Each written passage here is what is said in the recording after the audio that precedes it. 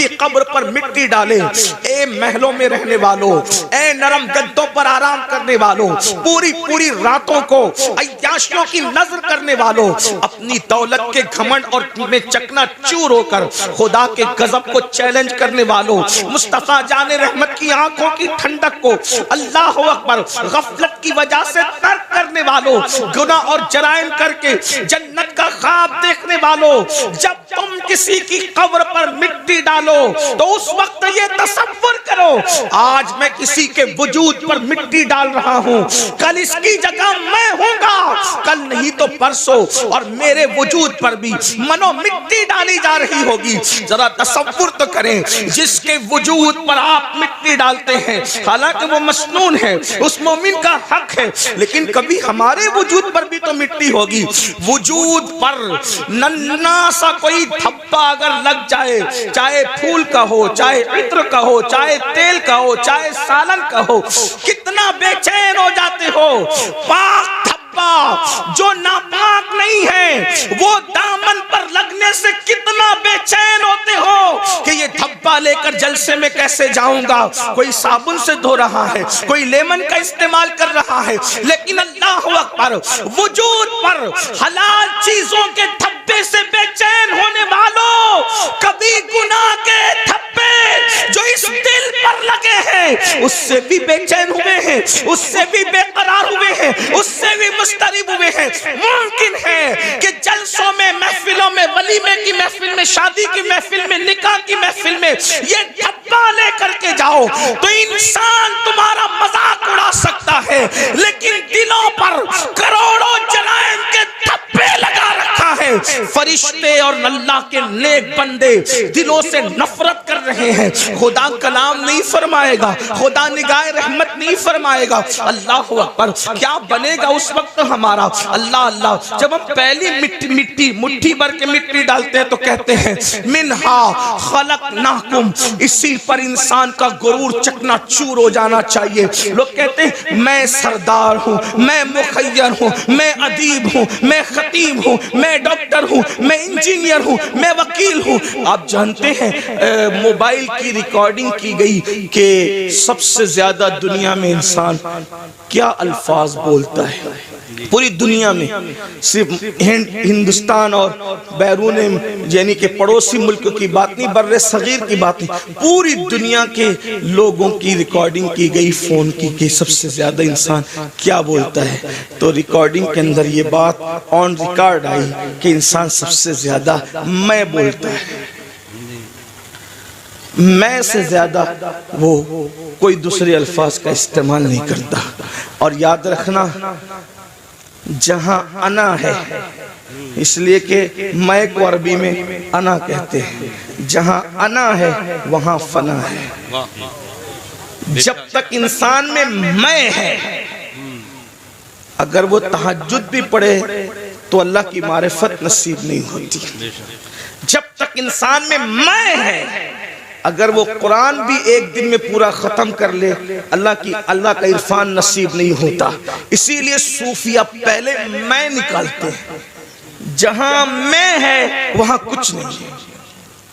حضرت علامہ شرف الدین یحییٰ منیری رحمت اللہ تعالی علیہ اپنی کتاب مکتوبات صدی دو صدی کے ایک مکتوب میں لکھتے ہیں اگر انسان تیرے دل میں ذرہ برابر بھی میں انا تکبر ہے، ذرہ برابر، تو اللہ تیری عبادت قبول نہیں کرے گا۔ عبادت کی قبولیت کے لیے میں کا ختم ہونا ضروری ہے، اس لیے کہ سب کو شیطان نے تباہ کیا، اور شیطان کو جس نے تباہ کیا یہ اس کی میں ہے۔ اس سے پتا چلا کہ شیطان سے بڑھ کر بھی کوئی اگر نقصان دہ چیز ہے تو اس کو میں کہتے ہیں، اس کو انا کہتے ہیں، اس کو گھمنڈ اور تکبر کہتے ہیں۔ قرآن کہتا ہے وَاسْتَكْبَرَ وَكَانَ مِنَ الْكَافِرِينَ، تکبر کیا اور کافروں میں سے ہو گیا۔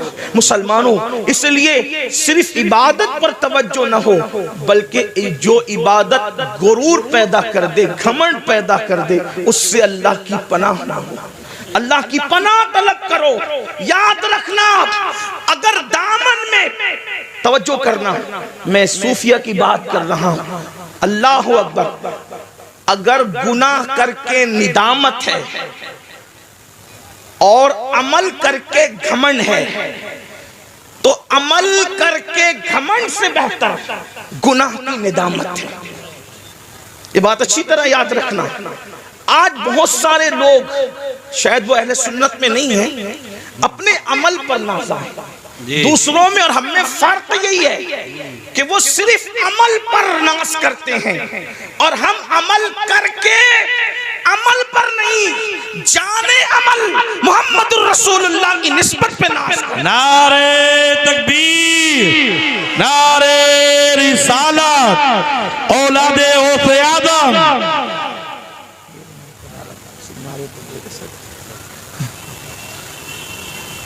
تو علامہ شرف الدین یحییٰ منیری فرماتے ہیں کہ جب تک ذرہ برابر تکبر بھی دل میں موجود ہے عبادت قبول نہیں ہوگی۔ اور اب وہ تکبر کی ڈیفینیشن کہ تکبر ہے یا نہیں، اس کی پہچان بیان کرتے ہیں۔ آپ بھی ڈوبیں اپنے اندر، میں بھی ڈوبوں اپنے اندر، اس لیے کہ خطاب، میری اکثر عادت ہے پہلی بات تو خطاب نہیں کرتا اور گفتگو کرتا ہوں، تو ہمارے بزرگوں نے ہمیں بتایا کہ لوگوں کو مخاطب کرنے سے پہلے اپنے آپ کو مخاطب کرو، اس لیے کہ آپ سے زیادہ ضرورت اصلاح کی ہمیں ہے، مجھے ہے۔ اللہ اکبر۔ تو علامہ منیری فرماتے ہیں کہ کیا کہتے ہیں کہ تکبر ذرہ برابر ہے، تیری عبادت تجھے فائدہ نہ دے گی، تیری عبادت قبول نہ ہوگی۔ اب تکبر اور گھمنڈ کی جو ہے وہ نشانی بیان فرماتے ہیں کہ ایک انسان پوری دنیا کے انسانوں سے اپنے آپ کو حقیر سمجھ رہا ہے کہ میں سب سے حقیر ہوں، سب سے ذلیل ہوں، واقعی کہہ نہیں رہا ہے، سمجھ رہا ہے،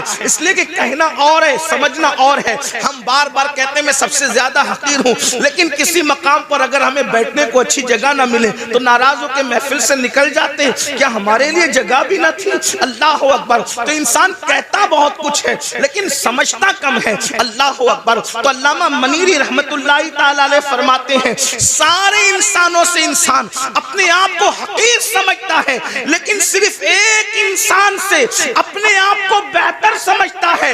سب سے حقیر سمجھ کر ایک سے اپنے آپ کو بہتر سمجھا، مطلب ابھی بھی اس کے اندر گھمنڈ اور تکبر باقی ہے، اور جس میں تکبر باقی ہے اللہ اس کے عمل کو اس کے منہ پہ مارے گا، اللہ اس کے عمل کو قبول نہیں فرمائے گا۔ اپنے من میں ڈوب کر پا جا سراغ زندگی، تو اگر میرا نہیں بنتا نہ بن، اپنا تو بن۔ تو پہلی مٹھی بھر کر جب ہم کسی قبر پر مٹی ڈالتے ہیں تو کہتے ہیں منہا خلقناکم، اس کا مطلب کیا ہے؟ گھمنڈ والو، تکبر والو، چاہے حسن کا ہو، چاہے علم کا ہو، چاہے دولت کا ہو، چاہے نسب کا ہو، چاہے تقویٰ پرہیزگاری کا ہو، قرآن کہہ رہا ہے اسی مٹی سے تمہیں پیدا کیا گیا ہے۔ منہا خلقناکم، اسی مٹی سے پیدا کیا گیا، تمہیں تخلیق کیا گیا مٹی سے۔ جس انسان کو مٹی سے بنایا گیا ہو اس انسان کو گھمنڈ کیسے زیب دیتا ہے؟ اس انسان کو تکبر کیسے زیب دیتا ہے؟ پھر اس کے بعد ہم دوسری مٹی بھر کر کے ڈالتے ہیں، کہتے ہیں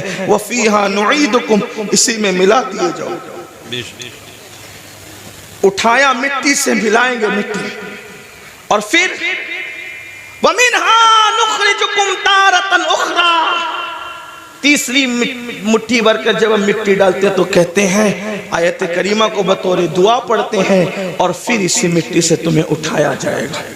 اب آج میری گفتگو کا جو عنوان ہے ہم کیسے اٹھیں گے، یہ اس پر آپ کی توجہ۔ جانا تو سب نے قبر میں، ہر آدمی اپنی اپنے عمل کے مطابق جائے گا، جو جیسے جائے گا تیسے جائے گا۔ اٹھیں گے کیسے؟ تو ایک حدیث پاک بڑی طویل ہے، اس میں اللہ کے رسول صلی اللہ علیہ وآلہ وسلم سے پوچھا گیا کہ یا رسول اللہ صلی اللہ علیہ وآلہ وسلم، ہمیں قبروں سے کیسے اٹھایا جائے گا اور کس حالت میں اٹھایا جائے گا؟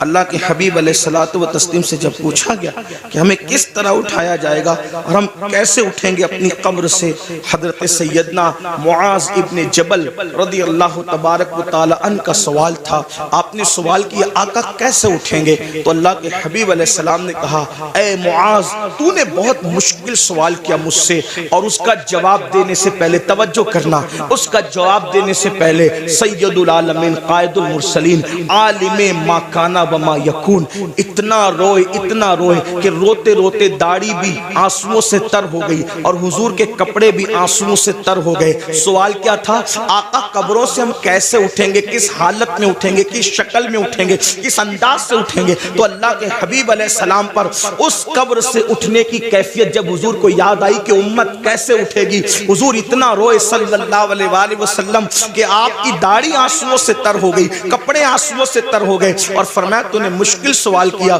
اور پھر جواب دیا اے معاذ جب میری امت قبر سے اٹھے گی تو وہ 12 صورتوں میں اٹھے گی، 12 شکلوں میں اٹھے گی، قبر سے اٹھنے والوں کی 12 پوزیشن ہوگی۔ اب یہاں توجہ کے ساتھ سنیں، حدیث مکمل ہوگی، بات بھی پوری ہو جائے گی۔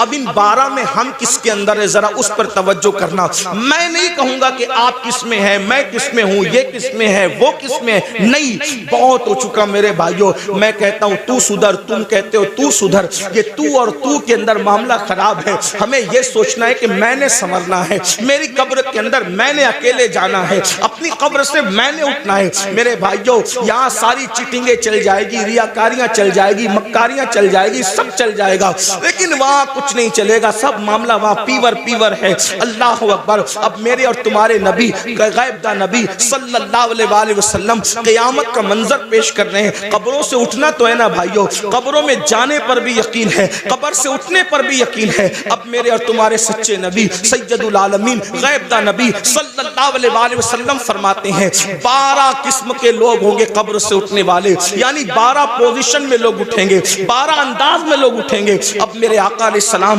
پہلے شخص کے بارے میں فرماتے ہیں اللہ حضرت سیدنا معاذ بن جبل رضی اللہ تعالی نے عرض کیا حضور بتائیں نا کہ کیسے کیسے لوگ اٹھیں گے؟ تو اللہ کے حبیب صلی اللہ علیہ وآلہ وسلم ارشاد فرماتے ہیں ایک ٹولہ قبر سے اٹھے گا، یعنی پہلا گروپ قبر سے نکلے گا۔ قبروں سے جو پہلا ٹولہ اور گروپ نکلے گا، آقا ارشاد فرماتے ہیں نہ ان کے ہاتھ ہوں گے نہ ان کے پیر ہوں گے، یعنی قبر سے نکلتے وقت، یعنی قبر میں جب دفن ہوں گے تو ان کا پورا وجود صحیح سلامت ہوگا، لیکن جب وہ اپنی قبروں سے اٹھیں گے تو ان کے ہاتھ بھی کٹے ہوئے ہوں گے، ان کے پیر بھی کٹے ہوئے ہوں گے۔ اللہ اکبر۔ اس حالت میں وہ دنیا سے جب گئے تھے تو اچھے بھلے، لیکن قبر سے نکلیں گے تو ہاتھ نہیں پیر نہیں، ہاتھ اور پیر دونوں کٹے ہوئے، اور اس وقت تو غیب سے ندا آئے گی اے لوگوں یہ ٹولہ جو قبر سے ہاتھ اور پیر کٹا ہوا نکلا ہے، جانتے ہو کس جرم کی وجہ سے ان کے ہاتھ اور پیر کاٹ دیے گئے؟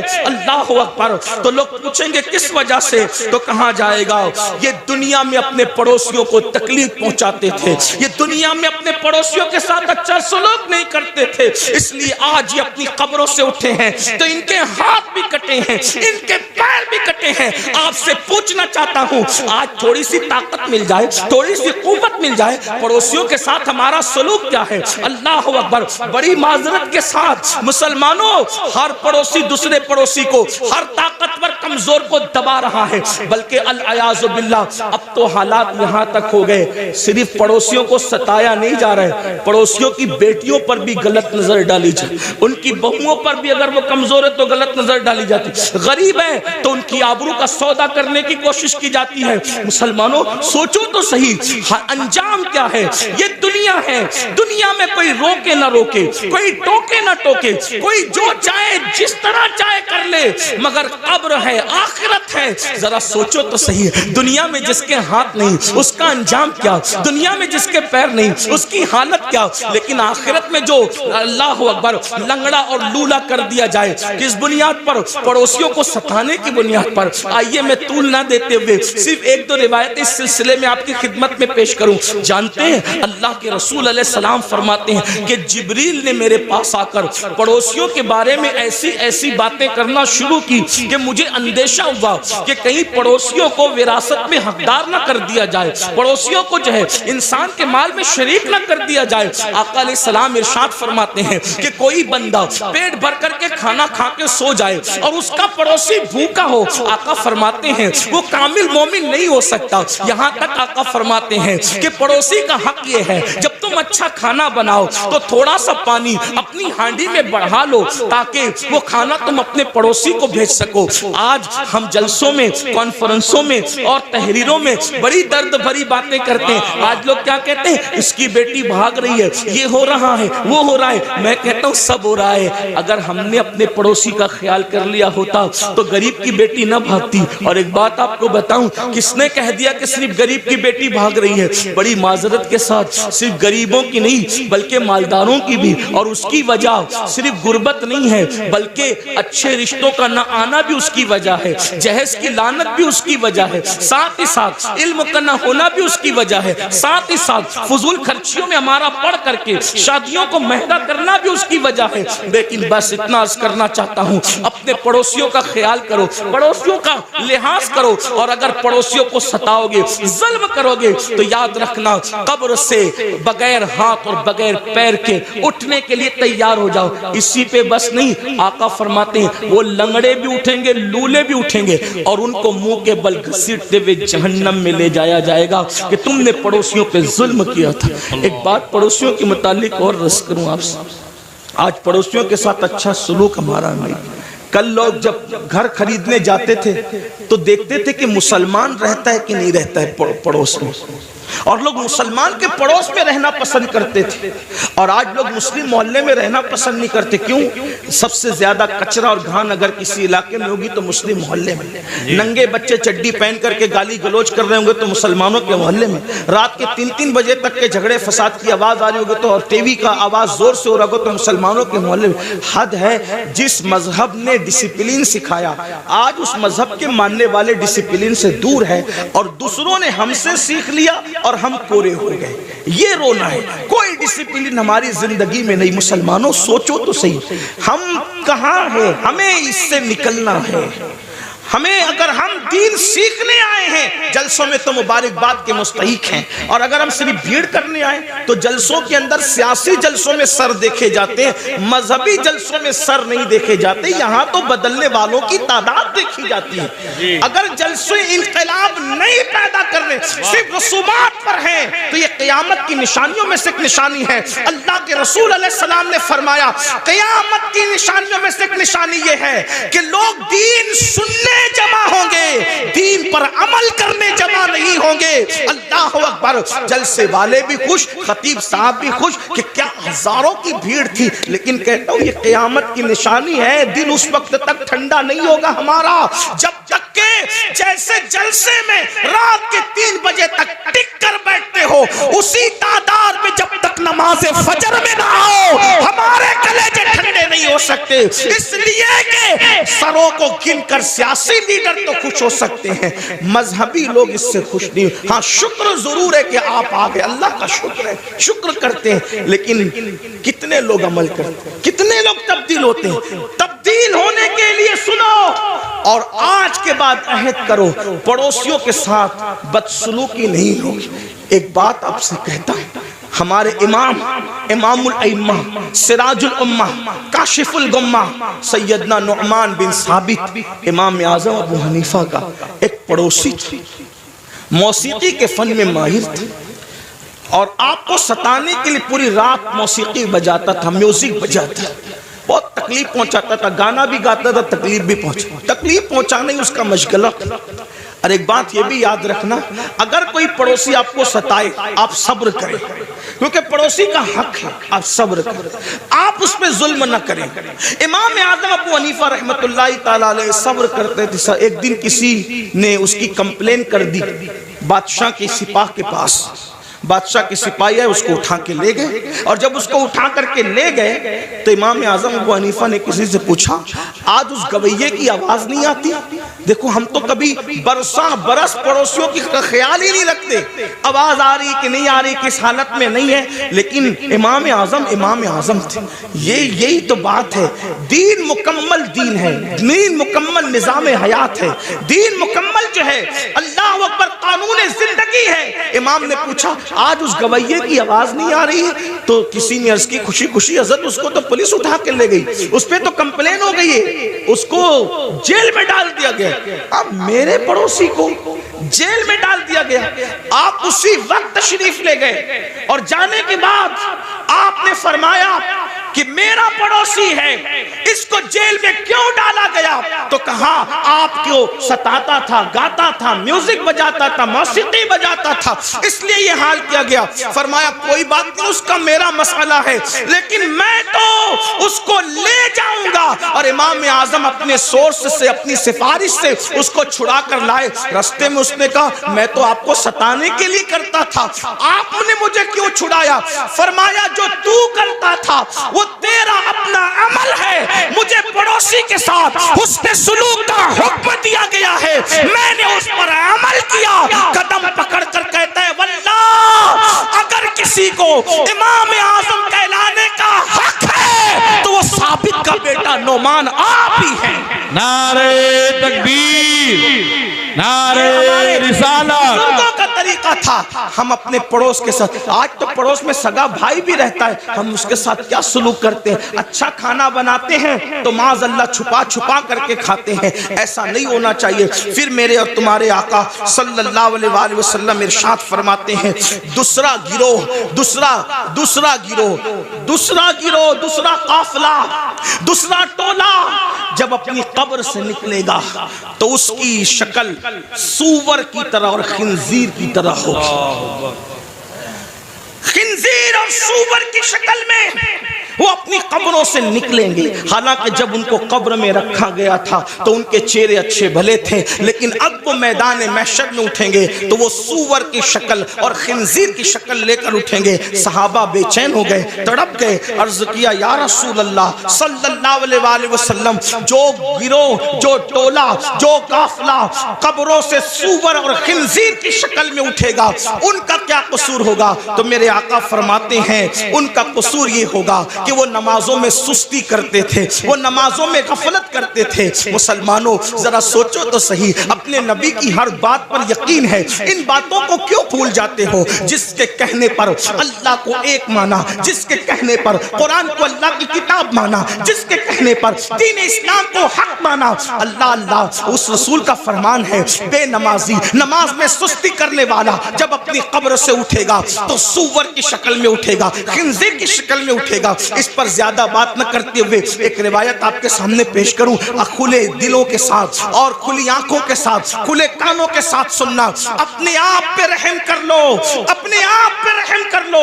اللہ کے بندو، آخرت کی گھاٹی بڑی مشکل ترین گھاٹی ہے، ہم نے اس کو جتنا آسان سمجھا اتنا آسان نہیں ہے۔ میرے امام کہتے ہیں اللہ اکبر، پاٹ وہ کچھ دھاریے کچھ زار ہم، یا الہی کیوں کر اترے پار ہم، اپنی ستاری کا یا رب واسطہ ہو نہ رسوا برسرے بازار ہم۔ اللہ ہمیں فیس بک کے لیے تو وقت ہے، یوٹیوب پر بیٹھنے کے لیے تو وقت ہے، دوستوں کی محفلوں کے لیے تو وقت ہے، بیوی بچوں کے لیے تو وقت ہے، سب کے لیے وقت ہے، رب کے لیے وقت نہیں۔ سن لو اور اچھی طرح سے سن لو۔ اللہ حضرت علامہ عثمان ابن حسن رضی اللہ تبارک و تعالیٰ عنہ اپنی کتاب میں لکھتے ہیں، میری بہنوں کی بھی توجہ، اللہ کے حبیب علیہ السلام کا ظاہری دور ہے، آقا علیہ السلام اپنے صحابہ کے جرمٹ میں جلوگر ہیں، ایسے میں ایک نوجوان روتے ہوئے آتا ہے اور عرض کرتا ہے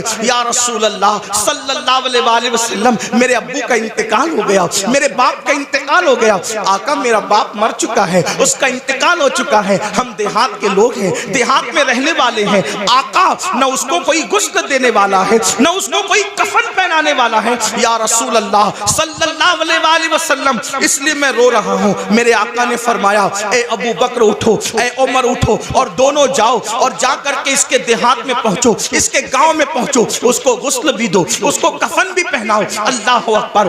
جب صدیق اکبر، فاروق اعظم، میرے آقا کے دونوں یار شیخین کریمین اٹھے اور دیہات میں پہنچے تو جیسے میت کے قریب گئے غسل دینے کے لیے چہرے سے چادر ہٹائی، چہرے سے چادر ہٹائی تو کیا دیکھا کہ اس کا منہ میت کا منہ کالے سور کی طرح ہو گیا، کالے خنزیر کی طرح ہو گیا۔ اللہ اکبر۔ صدیق و فاروق نے جب یہ منظر دیکھا زار زار رونے لگے، زاروں قطار رونے لگے۔ ایک قاصد کو اللہ کے رسول صلی اللہ علیہ وسلم کی بارگاہ میں پیش کیا گیا، یا رسول اللہ اس کا چہرہ تو کالے سور کی طرح، کالے خنزیر کی طرح ہو گیا، اس کو کیسے غسل دیں، اس کو کیسے کفن پہنائے؟ اللہ اکبر۔ میرے اور تمہارے آقا صلی اللہ علیہ وسلم خود تشریف لائے چل کر کے، اور جب اس کا منہ کالے خنزیر کی طرح دیکھا حضور علیہ السلام بھی رو پڑے۔ پھر میرے آقا نے دعا کی، اور دعا کرنے کے بعد اس کا چہرہ ٹھیک ہو گیا۔ جب چہرہ ٹھیک ہو گیا تو پھر غسل دیا گیا، کفن پہنایا گیا، نماز جنازہ پڑھی گئی،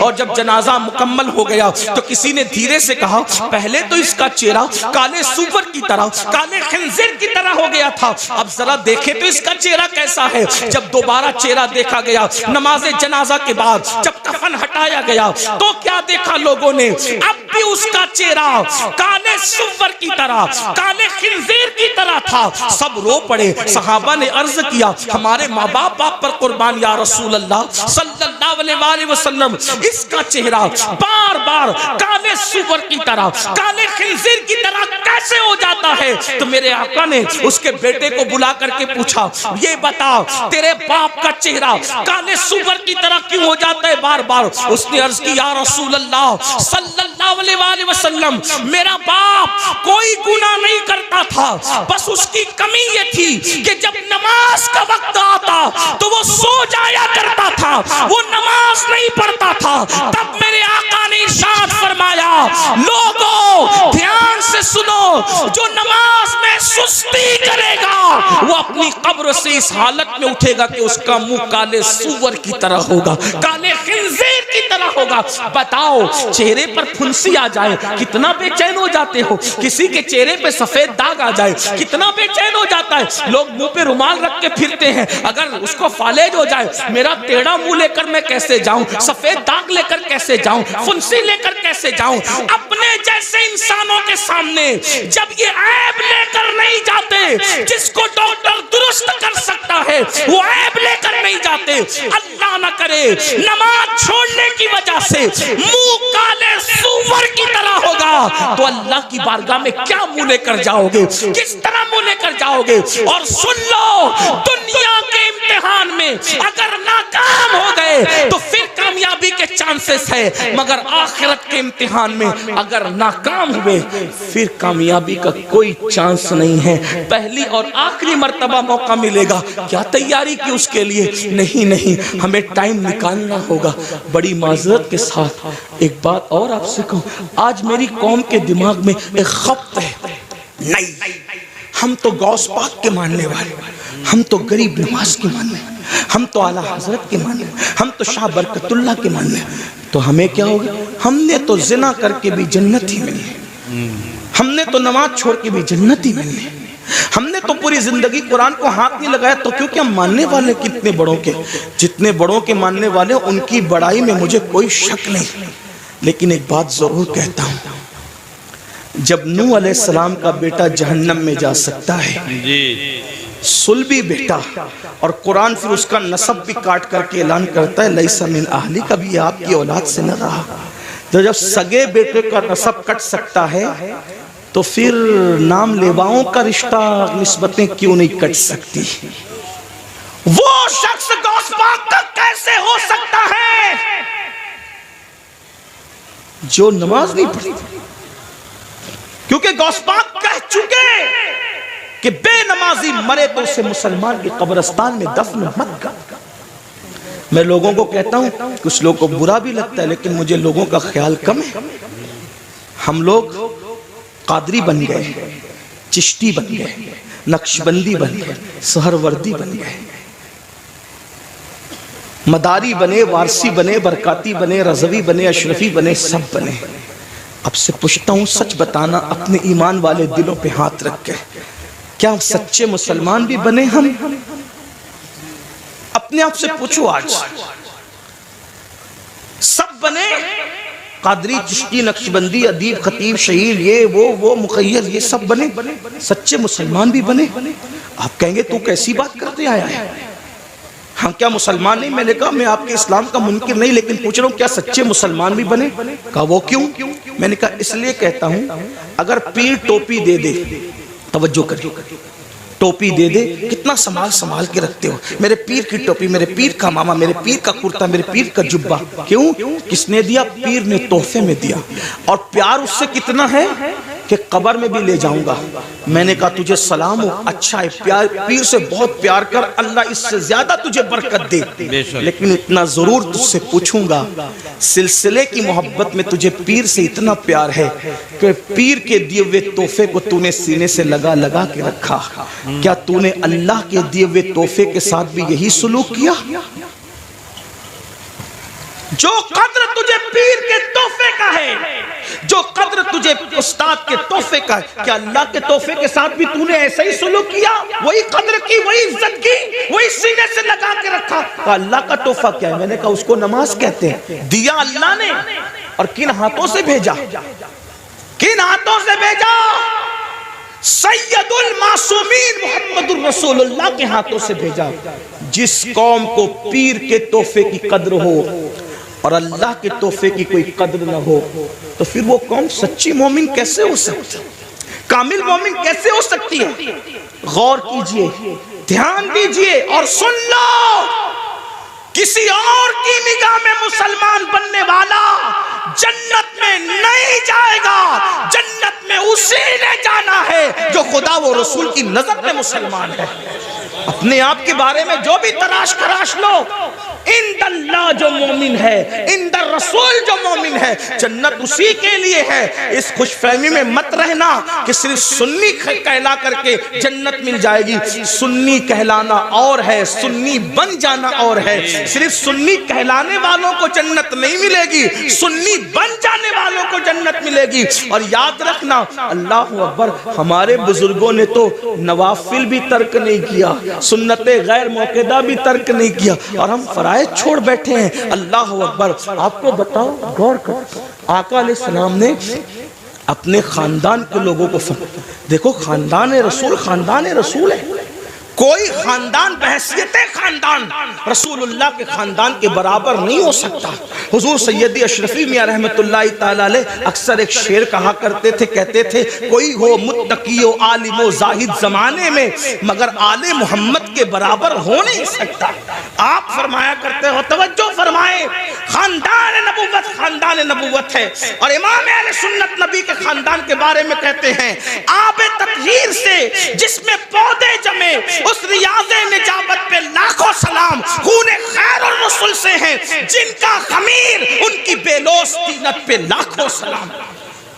رسول اللہ کے خون سے جن کا خمیر بنا ہے، آب تطہیر سے جس میں پودے جمے، وہ نبی کا خاندان۔ توجہ کریں، اس خاندان رسالت کو رسالت ماں نے فرمایا، اے بنو ہاشم عمل کرنا، عمل۔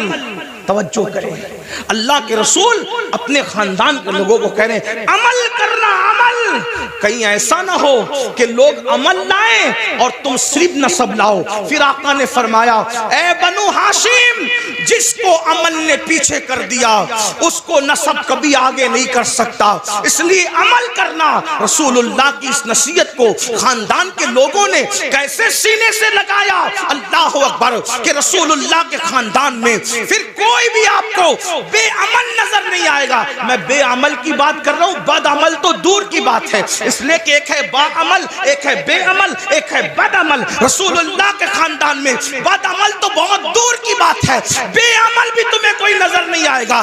دیکھو نبی کے خاندان کو دیکھو، پوری رات اگر سجدے میں گزارنے والی مدینے میں کوئی خاتون ملتی ہے تو وہ کوئی اور نہیں ہے، وہ میرے نبی کی شہزادی سیدہ مخدومہ فاطمۃ الزہرا کی ذات ہے۔ اور جب رات پوری ہوتی ہے تو نماز مکمل کر کے حسرت کے ساتھ سر کو سجدے سے اٹھا کے کہتی ہے اے اللہ تو نے رات اتنی چھوٹی بنایا کہ تیرے محبوب کی بیٹی فاطمہ دل کھول کے سجدہ بھی نہ کر سکی. اللہ اکبر. اس کے بعد دیکھیں گھوڑے کی ایک زین پر ایک قدم رکھ کر دوسرے زین پر قدم رکھنے سے پہلے جو پورا قرآن مکمل کرتا ہے وہ کوئی اور نہیں ہے, وہ میرے نبی کے خاندان کا فرد, رسول اللہ کا بھائی, حمزہ داماد پیغمبر, خاتم ولایت, فاتح خیبر, ابو الحسنین, مولا کائنات سیدنا علی مرتضیٰ کی ذات. کسی نے قرآن اس طرح پڑھا,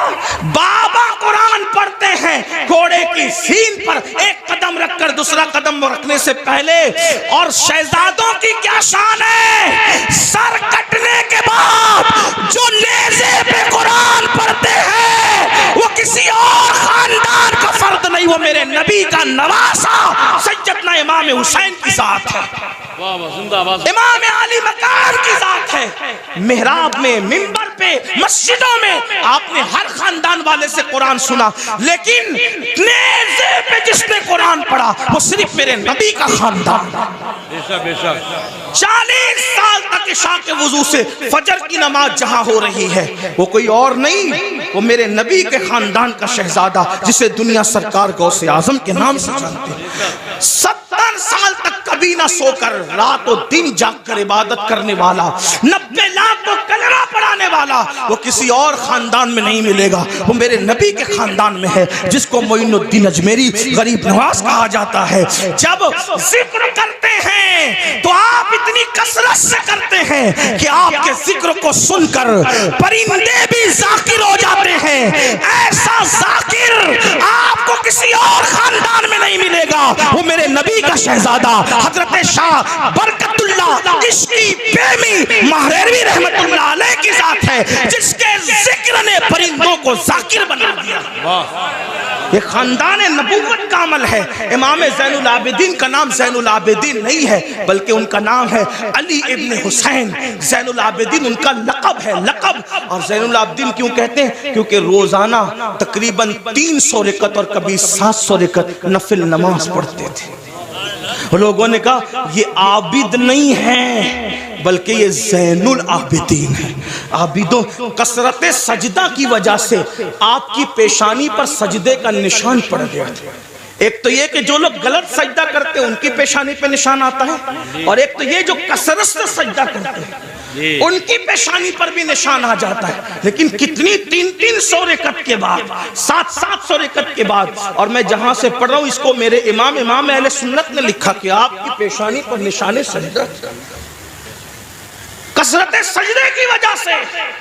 آپ بتائیں, آپ رسول اللہ صلی اللہ علیہ وآلہ وسلم کے خاندان والوں کا یہ عمل دیکھ. امام جعفر صادق کو دیکھ, روزانہ پوری رات عبادت میں گزرتی. امام محمد باقر کو دیکھ, امام موسیٰ کاظم کو دیکھ, جس کو دیکھیں. اور ہمارا حال یہ, ہم کہتے ہیں ہم تو نام لیوائے. میں نے کہا وہ خاندان کے لوگ تھے. بلکہ ایک بات آئی, بات عرض کروں, شاید حدیث پوری نہ پڑھ سکوں کیونکہ وقت زیادہ ہوا, لیکن ایک بات پڑھتا ہوں, شاید آپ کے دل کے دریچے اللہ کھول دیں. مغفرت کے بارے میں ہم بہت بے حس ہیں, بخشے جائیں گے مولانا, بخشے جائیں, اللہ کریم ہے, بخشے جائیں, اللہ کریم ہے, بخشے جائیں. بے شک اللہ کریم ہے. علامہ نقی علی خان امام المتکلمین لکھتے ہیں اپنی کتاب میں, اللہ کو کریم جان کر گناہ پہ گناہ کر رہا ہے نا, کہ اللہ کریم بخش دے گا. فرماتے ہیں اللہ کو کریم جان کر گناہ کرنے والے اللہ کو قادر جان کر تو زہر کیوں نہیں کھاتا؟ جب وہ کریم ہے گناہوں پہ بخش دے گا تو قادر بھی تو ہے, زہر کھانے پہ زندگی بھی دے سکتا ہے. لیکن اللہ کو قادر جان کر تو نے کبھی زہر نہیں کھایا اور اللہ کو کریم جان کر گناہ کر رہا ہے. اللہ کو کریم جاننے کا یہ مطلب نہیں کہ گناہ کر کے سوچے کہ اللہ بخش دے گا. اللہ کو کریم جاننے کا مطلب یہ کہ نیکی کر کے بھی رو, اللہ میری نیکیاں اس قابل نہیں کہ تیری بارگاہ میں قبول ہو, اپنے کرم سے قبول فرما لے. اللہ گناہ تو گناہ, اگر نیکی کا سوال کر لے تو ہم اپنے اللہ کو نیکی کا جواب نہیں دے سکتے. جو اتنے چین سے بیٹھے ہیں نا میرے بھائی, جب جس دن احساس ہوگا کہ مغفرت کس چیز کا نام ہے تو آپ کو پتہ چلے گا. حضرت سیدنا امام جعفر صادق کا ذکر ہے.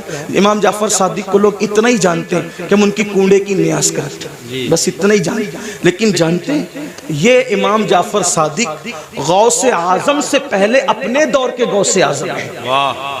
مقام غوثیت کبریٰ پر فائز امام جعفر صادق. کون امام جعفر صادق؟ جن کی جوتیاں امام اعظم ابو حنیفہ جیسے لوگ سیدھا کرتے تھے. اور امام اعظم کہتے ہیں کہ اگر 2 سال نہ ہوتے امام جعفر صادق کی صحبت کے تو نعمان ہلاک ہو گیا ہوتا. یہ امام جعفر صادق. لیکن وہ جعفر صادق جس کی صحبت کو امام اعظم اپنی کل عمر کا سرمایہ کہتے ہیں. جب اس امام جعفر صادق سے لوگ مصافحہ کرتے، ہم لوگوں سے بھی لوگ کرتے، امام جعفر صادق سے بھی لوگ مصافحہ کرتے تھے. داتا صاحب لکھتے ہیں کہ جب امام جعفر صادق سے کوئی مصافحہ کرتا تھا تو امام جعفر صادق اس کا ہاتھ پکڑ لیتے. دھیان دینا، توجہ کرنا، غور سے سننا اور پھر سوچنا اس پر کہ ہم کہاں ہیں. امام جعفر صادق جس کے نسب میں کسی کو کوئی اختلاف نہیں، جی اتنا مضبوط سلسلۃ الذہب ہے کہ جعفر صادق بیٹے ہیں امام محمد باقر کے، وہ بیٹے امام زین العابدین کے، وہ بیٹے امام حسین کے، اور وہ بیٹے ہیں حضرت مولا علی کے، اور وہ شوہر سیدہ فاطمہ کے، اور وہ شہزادی رسول اللہ کی. یہ سلسلۃ الذہب ان کا نسب نامہ ہے. ہاں، اب امام جعفر صادق سے کوئی مصافحہ کرنے آتا تو آپ اس کا ہاتھ پکڑتے اور ہاتھ پکڑ کر فرماتے وعدہ کر کہ اگر قیامت میں تیری بخشش ہو گئی تو تو اللہ کی بارگاہ میں میری سفارش کرنا کہ اللہ جعفر صادق کو بخش دے، اس کو معاف کر دے.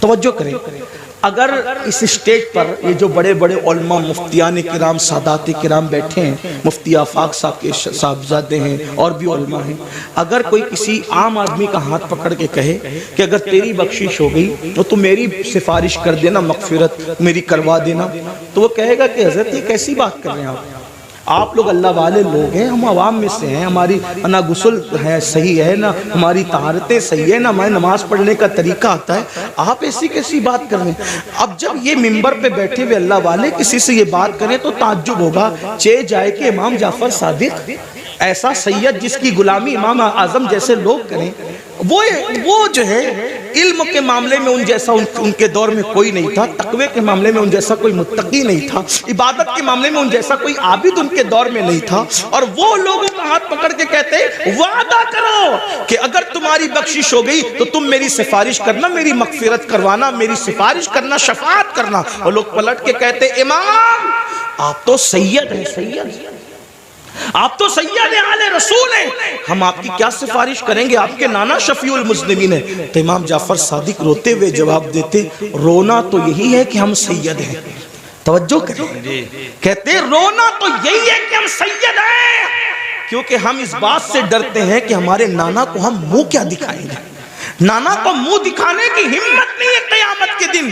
یہ حال ہے ان کا جن کی سیادت پر، امامت پر، قیادت پر، تقوی پر، زہد پر پوری امت کا اتفاق ہے. وہ قیامت کے دن سے اتنے لرزہ بر اندام ہے، اور یہاں جنہیں غسل بھی نہیں آتا، وضو بھی نہیں آتا، جمعہ کی 2 رکعت پڑھ کے مسجد سے ایسے بھاگتے ہیں جیسے اسکول سے چھٹی ہونے پر اسکول کے بچے بھاگتے ہیں. یہ حالت ہے، اور اس کے بعد ہم جنت کے ٹھیکیدار بنے. مولانا ہم جنت میں نہ جائیں گے تو کون جائے گا؟ بڑی معذرت کے ساتھ وہاں پھر دیکھا جائے گا کہ کیا ہوگا، اور وہاں پچھتانے سے کام نہیں چلے گا. آج لے ان کی پناہ، آج مدد مانگ ان سے، پھر نہ مانیں گے. قیامت میں اگر مان گیا، آج راتوں کو ضائع کرنے والوں، آج راتوں کو فضول گزارنے والوں، وقت کو برباد کرنے والوں، یہ زندگی کا قیمتی سرمایہ اللہ نے پہلی اور آخری مرتبہ دیا ہے. خدا کے لیے اس کو ضائع نہ کرو، اس کو فضول برباد نہ کرو، ورنہ موت کی بات پچھتانا ہوگا. موت کے بعد سوائے پچھتانے کے کچھ ہاتھ نہیں آئے گا، لیکن اس دن کا پچھتانا اللہ اکبر کوئی فائدہ نہ دے گا. اس کے بعد میرے اور تمہارے آقا صلی اللہ علیہ وآلہ وسلم فرماتے ہیں کچھ لوگ ایسے ہوں گے اللہ اکبر جب وہ اپنی قبروں سے اٹھیں گے. یہ تیسرا گروپ ہے، یہ تیسرا ٹولہ ہے جو اپنی قبروں سے اٹھیں گے. اس حالت میں اٹھیں گے کہ ان کے پیٹ پہاڑوں کی جیسے بڑے بڑے پیٹ ہوں گے، اور ان کے پیٹوں کے اندر سانپ، بچھو اور آگ دہک رہی ہوگی. صحابہ نے پوچھا آقا وہ کون ہوں گے؟ سرکار علیہ السلام فرماتے ہیں یہ وہ لوگ ہوں گے جو دنیا میں زکوٰۃ ادا نہیں کرتے تھے. زکات نہیں دیتے تھے، بڑے بڑے پہاڑوں کی طرح پیٹ لے کر کے اٹھیں گے. آج لوگ زکات بھی نہیں دیتے پوری پوری، اور پھر کوئی پیسہ لے کے بھاگ جاتا ہے، کوئی چوری کر لے جاتا ہے، مال ڈوب جاتا ہے، آگ لگ جاتی ہے، کہتے ہیں ہمارا نقصان ہو رہا ہے، نقصان ہو رہا ہے. یاد رکھنا جو پوری پوری زکات اللہ کے لیے نکال دے، میرے آقا فرماتے ہیں اس کا مال اللہ کے قلعے میں محفوظ ہو جاتا ہے، اس کے مال کی حفاظت ہو جاتی ہے. پھر چوتھے گروپ کے بارے میں میرے اور تمہارے آقا سچے نبی صلی اللہ علیہ وآلہ وسلم نے فرمایا کہ جو چوتھا گروپ قبر سے نکلے گا اس کے منہ سے خون بہ رہا ہوگا، اور خون لے کر کے وہ نکلے گا. صحابہ نے پوچھا آقا جن کے منہ سے خون بہ رہا ہوگا وہ کون لوگ ہوں گے؟ آقا ارشاد فرماتے ہیں جو اپنے وعدوں کو توڑ دیتے تھے، وعدہ خلافی کرتے تھے، وہ ان کے منہ سے خون بہ رہا ہو. آج میں سمجھتا ہوں کہ شاید وعدہ خلافی کو گناہ بھی نہیں سمجھتے لوگ. دیکھیں حالانکہ میرے آقا علیہ السلام نے فرمایا مومن اور منافق میں فرق یہ ہے کہ مومن جب وعدہ کرتا ہے تو پورا کرتا ہے، اور منافق وعدہ کرتا ہے اس کو پورا نہیں کرتا، توڑ دیتا ہے. کتنے وعدے کرتے ہیں، اللہ سے وعدہ کیا اس کا خیال نہیں، پیر سے وعدہ کیا اس کا خیال نہیں. آئیے وعدے کی وفا کے حوالے سے ایک حدیث سنے کی روایت سے. اللہ اکبر. ابھی اعلان نبوت نہیں ہوا، اعلان نبوت سے پہلے اللہ کے رسول علیہ الصلوۃ والتسلیم بازار گئے. بازار جانے کے بعد اللہ کے حبیب علیہ السلام کو ایک شخص نے کہا یہاں رکو میں ابھی آتا ہوں. اس نے کہا رکو ابھی آتا ہوں، اور آقا نے اس سے وعدہ کر لیا ٹھیک ہے جب تک تم نہیں آؤ گے میں یہیں ٹھہروں گا، یہیں رکوں گا. اور اس کے بعد وہ شخص گیا اور جا کر کے بھول گیا کہ میں کسی سے وعدہ کر کے آیا ہوں یا وعدہ لے کر آیا ہوں کہ میں ابھی آتا ہوں. اور اس نے وعدہ کر لیا کہ ٹھیک ہے تمہارے آنے تک میں رکوں گا. پھر کیا ہوا؟ 3 دن گزر گئے. 3 دن کے بعد جب وہ شخص آیا تو اللہ کے رسول وہیں پر موجود تھے. اس نے پوچھا آپ یہاں؟ فرمایا تم سے میں نے وعدہ کیا تھا کہ جب تک تم نہیں آؤ گے میں یہیں رکا رہوں گا، اسی لیے میں یہاں رکا رہا. اور پھر میرے آقا نے نہ اس سے لڑائی کی، نہ جھگڑا کیا، نہ اس کو ڈانٹا، بلکہ صرف ایک جملہ کہا اے شخص تو نے مجھے مشقت میں مبتلا کر دیا، تو نے مجھے تکلیف میں مبتلا کر دیا.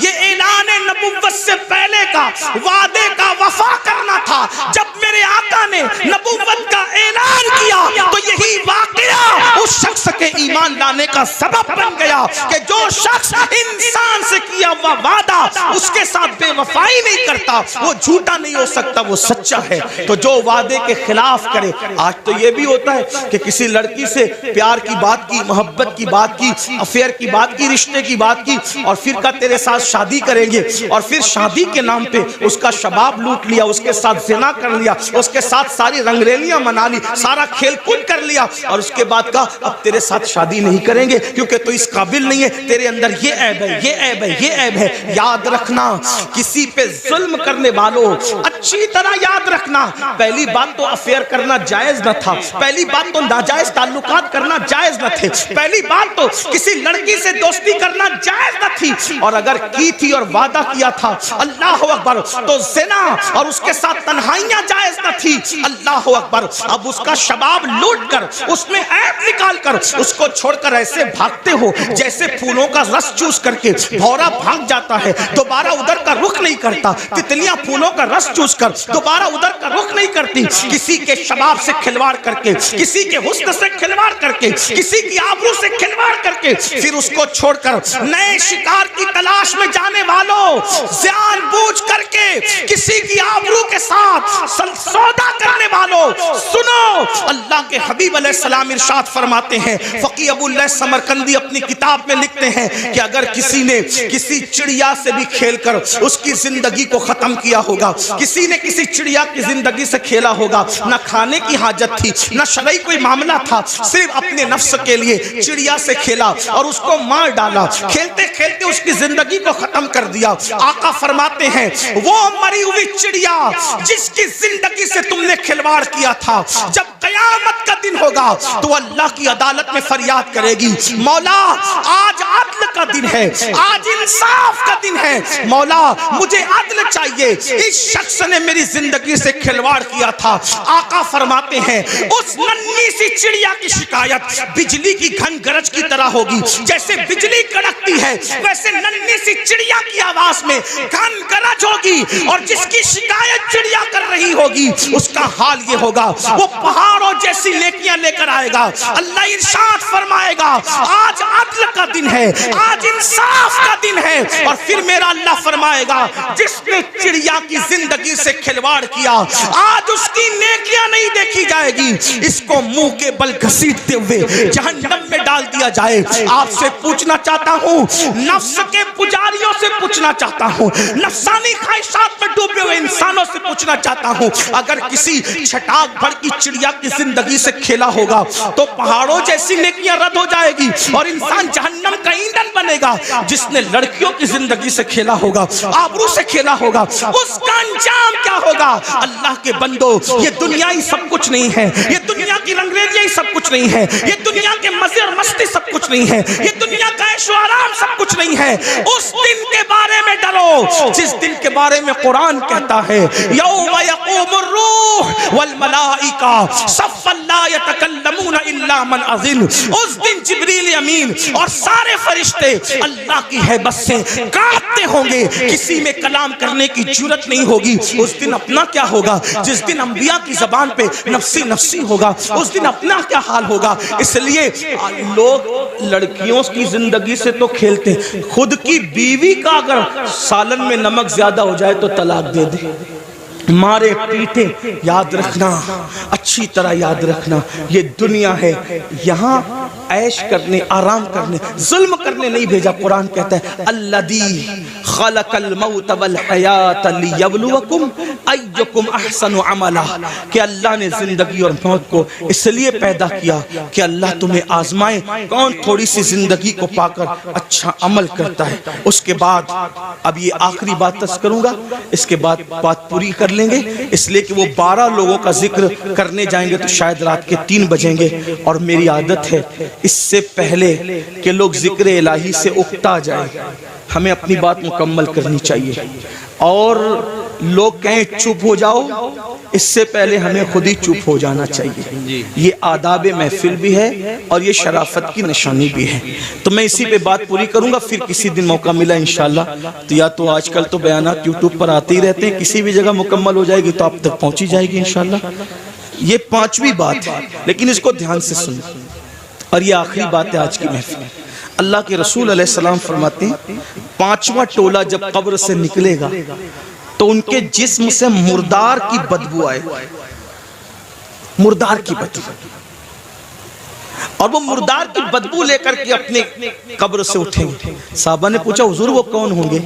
آقا فرماتے وہ لوگ ہوں گے جو دنیا میں چھپ چھپ کر گناہ کرتے, تنہائی میں گناہ کرتے, پوشیدہ طور پہ گناہ کرتے, لوگوں کے سامنے نیکیاں اور تنہائی میں گناہ. ایسے لوگوں کے لیے اللہ فرماتا ہے جو لوگوں کے سامنے نیکی کر کے تنہائی میں گناہ کریں میں ان کے ساتھ اعلان جنگ کرتا ہوں. اور دوسری حدیث میں آتا ہے کہ حباء منصورہ کی تفسیر کرتے ہوئے اللہ کے رسول نے خود فرمایا, آقا فرماتے ہیں صحابہ نے پوچھا حضور یہ حباء منصورہ کا مطلب کیا ہے؟ کہ اللہ ان کی نیکیوں کو ذرے کی طرح بکھیر دے گا. تو آقا فرماتے ہیں جو تنہائیوں میں گناہ کرتے تھے اللہ ان کی نیکیوں کو ایسے بکھیر دے گا جیسے روزون کے ذرات ہوتے ہیں جو صرف دھوپ میں نظر آتے ہیں, اتنے باریک کر دے گا اللہ, یعنی اتنی بے وقت ہو جائے گی ان کی نیکیاں کہ اللہ تعالیٰ ان کے ذرے ذرے کر دے گا, ان کی نیکی کوئی کام کی نہیں ہوگی, اور اللہ پاک ان کی نیکیوں کو رد فرمائے گا. والعاقبۃ للمتقین, آخرت تو متقیوں کے لیے ہے. اس سلسلے میں حضرت زید ایک بات بیان کرتے ہیں, فرماتے ہیں میں قبرستان گیا, جب قبرستان پہنچا تو ایک درخت کو ٹیک لگا کر میں بیٹھ گیا, اس لیے کہ میں چاہتا تھا کہ قبروں کو دیکھ کر کے عبرت حاصل کروں. ایسے میں ٹیک لگا کے بیٹھ گیا تو میں نے کیا دیکھا, میری آنکھ لگی تو دل کی آنکھیں بیدار ہوئی, میں نے خواب دیکھا کہ لوگ اپنی اپنی قبروں سے اٹھ رہے ہیں, کسی کے اجلے لباس ہے, کسی کے میلے لباس ہے, کوئی کیسا ہے کوئی کیسا ہے, لیکن ایک شخص کو میں نے دیکھا جب وہ اس کی قبر سے اٹھا, اس کی قبر سے تو ایک آسمان سے آگ کی چین زنجیر آئی اور اس کے حلق میں ڈالی گئی, اور وہ اس کے حلق سے گزرتے ہوئے پیٹ اور پیٹ کے بعد پھر نیچے کے مقام سے وہ زنجیر نکل گئی اور وہ چیخ رہا تھا، چلا رہا تھا اور چیختے چلاتے کہتا تھا مجھ پر یہ کیا عذاب ہو رہا ہے؟ کیا میں نماز نہیں پڑھتا تھا؟ کیا میں روزہ نہیں رکھتا تھا؟ کیا میں رمضان شریف کے روزے نہیں رکھتا تھا؟ کیا میں نے حج نہیں کیا تھا؟ کیا میں نے عمرے نہیں کیے تھے؟ کیا میں نے صدقہ نہیں دیا تھا؟ کیا میں نے زکوٰۃ نہیں دی تھی؟ کیا میں فلاں نیک کام نہیں کرتا تھا؟ غرض کہ وہ اپنی ساری نیکیوں کو گنائے گا گنائے گا گنائے گا، اس کا مطلب وہ گنہگار نہیں تھا، وہ نیکوکار تھا، اس لیے وہ وہاں بھی نیکیوں کو گنائے گا۔ حضرت زید کہتے ہیں جب وہ اپنی نیکیوں کو گنا رہا تھا تو غیب سے آواز آئی، بندے تو ساری نیکیاں کرتا تھا لیکن جب تو اکیلے میں اور تنہائی میں ہوتا تھا تب تو گناہ کرتا تھا، اللہ سے نہیں ڈرتا تھا۔ تو جس نے تنہائی کے اندر گناہ کیا اللہ نے اس کی نیکیوں کو ضائع کر دیا۔ آپ سے پوچھتا ہوں اللہ کے بندوں، نرم نرم گدوں پہ لیٹ کر رات کی تنہائیوں میں چار دیواری میں کیا دیکھتے ہو؟ کون کیا دیکھتا ہے مجھے نہیں پتا، لیکن اپنے آپ میں ڈوب کر کے سوچو، وہ گندی فلمیں، وہ گندے مناظر، وہ گندی تصویریں رند کی رند رہے، ہاتھ سے جنت نہ گئی۔ جو تنہائیوں میں گناہ کرتے ہیں اور لوگوں کے سامنے نیکیاں کرتے ہیں، قبروں سے اٹھیں گے تو ان کے بدن سے مردار کی بدبو ہوگی۔ اللہ ان کے ساتھ اعلان جنگ کرتا ہے، ان کی نیکیوں کو ریت کے ذروں کی طرح بکھیر دیا جائے گا۔ اپنے آپ پہ رحم کرو میرے بھائیوں، قیامت کے دن کون ہے اپنا سوائے مصطفیٰ جان رحمت کے؟ سب نے صف محشر میں للکار دیا ہم کو، اے بے کسوں کے آقا اب تیری دہائی ہے، ایک ہی سہارا ہے، اگر گناہ کر کر کے ان کا دل دکھا